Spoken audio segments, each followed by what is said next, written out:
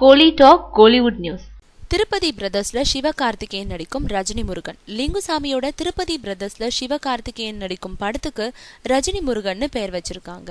வருத்தப்படாத வாலிபர் சங்கத்தோட பிரம்மாண்ட வெற்றி அந்த படத்துல நடிச்ச சிவகார்த்திகேயன் இயக்குன பொன்ராம் 2 பேரோட சினிமா கரியரையும் கொஞ்சம் புரட்டி போட்டுச்சு. இந்த படத்துக்கு அப்புறம் சிவகார்த்திகேயனுக்கு 7 கோடி வரை சம்பளம் தர தயாரிப்பாளர்கள் தயார்.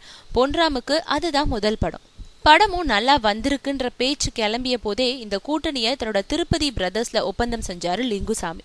படம் வெளியாகி கலெக்ஷன்ல சாதனை படைச்சது. திருப்பதி பிரதர்ஸ்ல படம் செய்ய பொன்ராமுக்கு 75 லட்சங்கள் வரை சம்பளம் பேசப்பட்டுச்சு.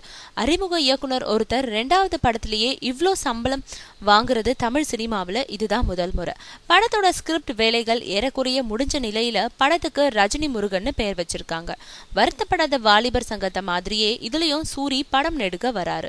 முன்னணி நடிகை ஒருத்தர சிவகார்த்திகேயன் ஜோடியா நடிக்க வைக்க இருக்காங்க.